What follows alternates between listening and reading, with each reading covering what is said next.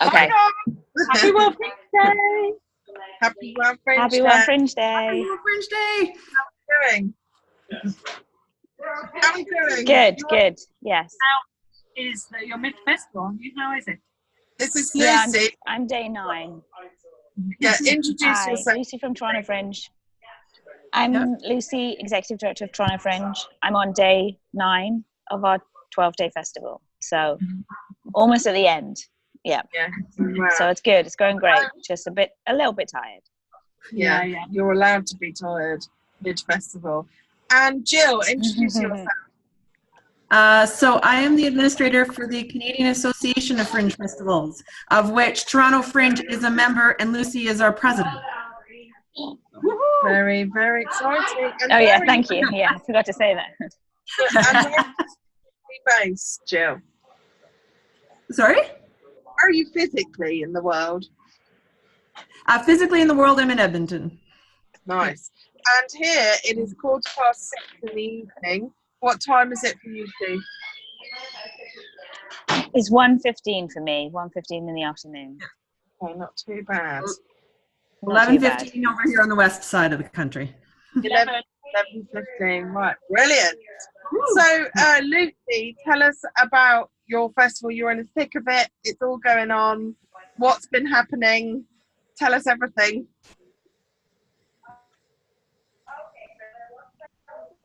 Lucy. Can you hear us? Wasn't the internet? Hold on. All right. Jill, why don't you tell us about... Oh, no. Hi, Lucy. Hi. Oh, poor Lucy's having I'm connectivity. just going to see if I can use Okay. Okay, It's my connection issue. Let me see if I can go onto my take off Wi-Fi. See if that works.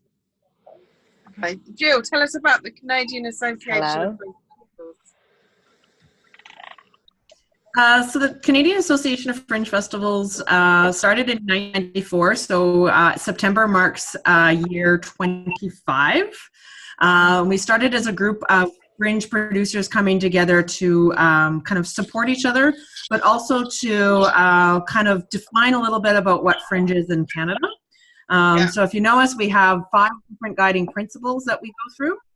As well, we do a touring circuit that we organize across Canada where we hold a lottery for about 15 to 17 artists, some Canadian, some international, and we've built our circuit so that you can start at one end of the country and work your way across the country and spend about 4 months on the road, going from festival to festival to festival to festival.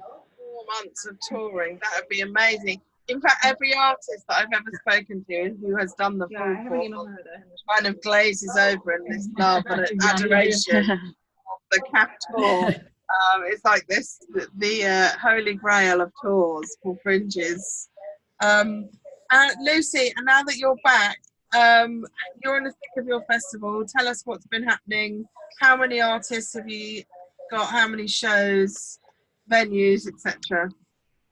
Yeah, we have 150 companies this year, and we use 16 main venues and then another 20 site-specific. So some people call those kind of bring your own venues, but for us it's very much like a site-specific is really about the space that they choose to do their art. It tells part of the story, so it can't just be a traditional theatre.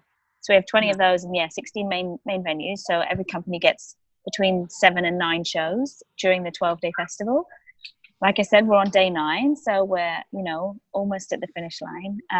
So it's probably about well over 1,000 artists in our festival. It's pretty, it's gone really well. It's really well. It's busy. Shows are doing well. Yeah, it's very exciting. It's a good festival. We have a beautiful patio as well, which is our festival hub, with some free programming as well. A little music fest on the side. We have our kids fest. Yeah, it's good. And in a city of that size, because Toronto is a large city, how does your festival sit in that? Is it an area, or is it across the whole thing? It's pretty contained within the sort of west side of Toronto. I would say the majority of our venues are there, but this year, for the first year, we extended to the east side in terms of our main venue. So we've taken over a venue there, doing 2 of their spaces. So it's been a bit of an experiment for us here. It seems to be going really well. Some of the shows are doing really well over there. it's a bit trickier because our audience are so used to kind of going from one venue to another with maybe 10, 20 minutes in between. And now there's a bit more of a journey. So it's creating kind of a hub over there. We do have some site specifics in the East End as well. And we realize that like a lot of our audience are coming from the East End all the way to the West every year. So this is kind of our way of saying, thank you. Here's a show for you in your backyard. So it just means people have to be a bit more strategic around how they plan their day. But, you know, for the people that see a lot of shows. But it's really nice to kind of open up a little bit into the city, because sometimes it feels like, you know, as you said, Toronto's a big city. So we're known in certain areas, but we're trying to kind of, you know, break through that and be as known as across the whole city would be really nice. Yeah, wouldn't it? It'd be amazing. Yeah. And where do your artists generally come from? Do you have a mix of all over, or are they generally locals? We have about 75% local, and then the rest is made up with international and national artists. So artists from across Canada, like Jill was saying, from the CAFF tour, but also other artists that just come to do the Toronto Fringe. And then we have an international segment, most of which probably come from the States, but for sure we get people from UK, from Australia, and then depending around the world, really depending on who applies, because it's a lottery, but we break that down into geographical segments, so you can apply specifically to the international lottery or to the national lottery or to the local lottery. So we do have a mix, Yeah, that's good. Jill, connectivity is so important, and that's what we're celebrating today. Is, you know, 250 plus Fringe festivals around the world with millions and millions of audience members. What do you think is the most important thing about the networks and peer-to-peer support in festivals?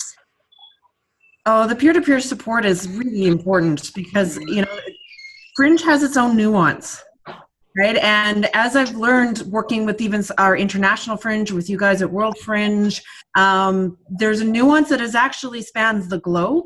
But, you know, we're part of other festival networks and so forth, but we find that the peer-to-peer mentoring specifically around Fringe and the kinds of festivals that we do is really important to understand how you can be successful within that genre, within that open access type of festival, and be able to be supportive of artists in the states that they are in when they come in for Fringe. Because you can have, you know, very first time Fringers artists that are coming in, they've never ever done a show before, and then you have professional artists in there as well, and everybody in between.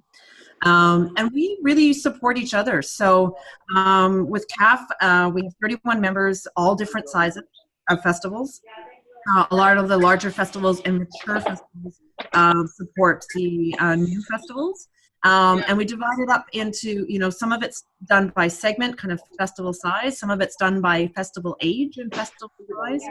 And every new festival that we have, we bring on with a mentor. So before they even get started, they're linked with another festival in their region and with a producer that is there to kind of help them out through their first 2 or 3 festivals.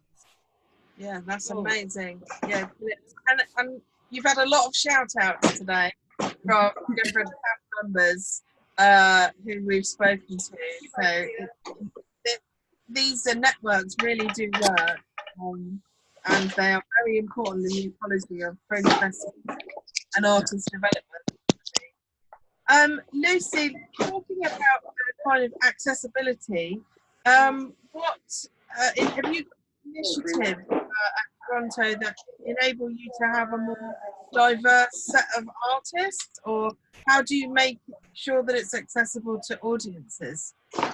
Yeah, I mean, we have various ways of looking at that. Access really is kind of one of our key mandates at Toronto Fringe in every sense of the word. So we're talking about physical accessibility, both from a patron point of view and an artist point of view, and then we're talking about accessibility in terms of financial, because the festival remains, you know, pretty inexpensive in terms of its ticket prices or pass prices. Financial barriers in terms of making sure that, you know, in the CAFF festivals, 100% of the box office goes back to the artist, and it's a lottery, so it means anybody has the kind of access to apply to it. We also offer a couple of lottery sections for people, so we have an access lottery for people that may have access needs, so they can apply to that lottery as well as the main lottery, and that's a free lottery. and we have a culturally diverse lottery, so people can apply to that one as well as the main lottery. So we're always ensuring that accessibility and diversity is represented at the festival. It's still, we still have a ways to go in both of those areas, but we're, that's what we're working towards, and seeing more and more that artists are finding their stories being reflected on stage, and therefore then wanting to tell their own stories and come back the year after and apply and stuff. So we're seeing that build. It takes time and it takes determination and commitment, but that's something that we definitely prioritize. So yeah, we've worked a lot this year, the last 2 years really on improving our accessibility from an audience point of view and from a patron and from a performer point of view. So we have a lot more relaxed performances this year. We have ASL interpreted performances, and what's really interesting, especially when you talk about accessibility, is the things that you do to encourage an audience with access needs actually usually then also makes a difference for those that don't necessarily have access needs, or like in the same way. I was talking to someone yesterday who said, oh, I went to a relaxed performance with my baby and my wife, and it meant we could go to the theatre because I could take my baby because no one was going to be mad at me for bringing my baby to the theatre. And that's, I think we're really looking at changing how people see theatre. And I think the Fringe is a really crucial place for that to happen, because we can experiment and we can educate and say, actually, it's okay if someone speaks out in a show because maybe that's how they interact with an audience, and we don't have to go, shh, we can start to be less precious about that and welcome people into the fold who may before not have felt welcome. So that's what we're trying to focus on as well. Yeah, and every Fringe that we've spoken to today, and we have spoken to a lot today, everyone seems to be pioneering this really successfully, intuitively as well. So it has been a real eye-opener. Hopefully, if anyone is out there who's watched the whole set of interviews, you never know, it might happen. They might be inspired, or I don't know. It's amazing what everyone is doing. Yeah. So Jill, if people want to find out about this incredible tour and set of Fringe festivals that are part of CAFF, how do they find that out? Fringefestivals.com. You can also follow us. It's very easy. You can also follow us on social media, but always the website's a good place to start. Yeah. Can you say the whole name of it without taking a breath halfway through? Because I can't. Canadian Association of Festivals. Canadian Association of Fringe Festivals. Oh, she's got it down. Well done. So thank you both for coming and speaking to us today.